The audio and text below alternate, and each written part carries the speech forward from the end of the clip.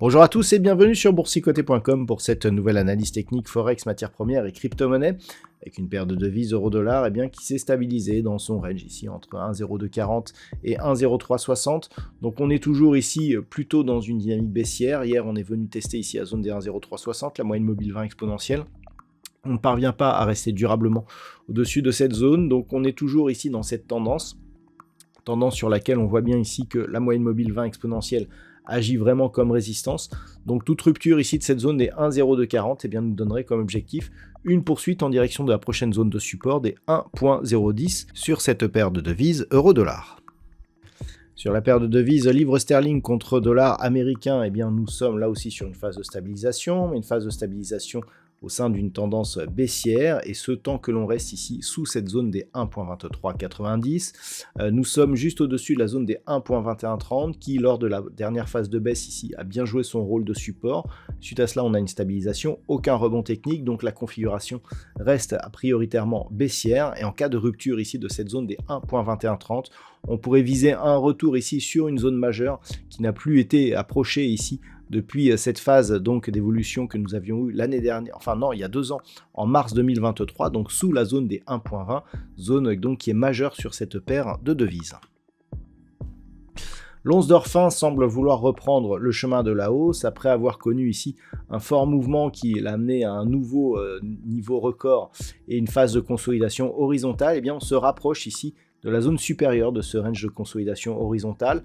Donc il faudrait casser cette zone des 2720 $ l'once pour avoir un vrai signal haussier. Si tel était le cas, on pourrait jouer donc la poursuite du mouvement de tendance moyen terme vers de nouveaux plus hauts historiques. Niveau d'invalidation de cette anticipation donc qui reste haussière, la rupture ici de cette zone des 2600 $ l'once.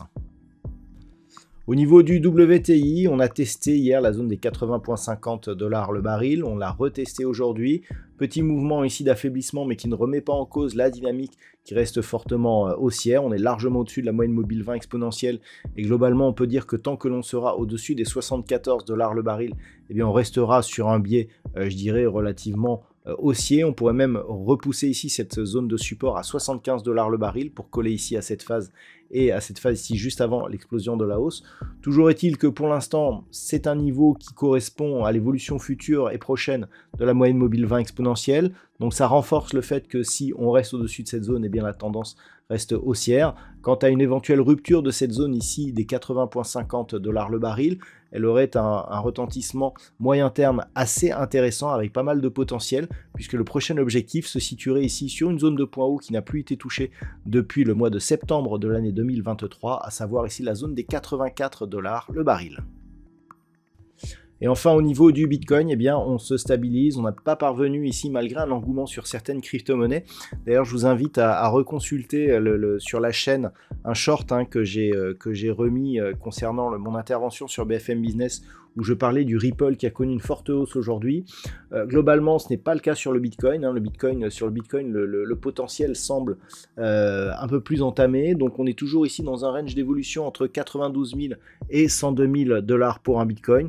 On s'est toutefois rapproché ici de la partie supérieure de cette zone de range, mais pour l'instant avec un manque de conviction qui permettrait ici au Bitcoin de valider la poursuite du mouvement haussier.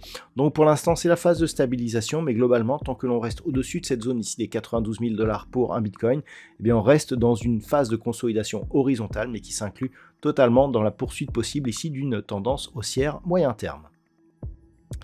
Voilà donc ce que l'on peut dire sur l'analyse technique de ces principaux actifs de marché. Je vous souhaite de passer une très bonne soirée. On se retrouve dès demain pour d'autres analyses techniques, toujours sur le site boursicoté.com.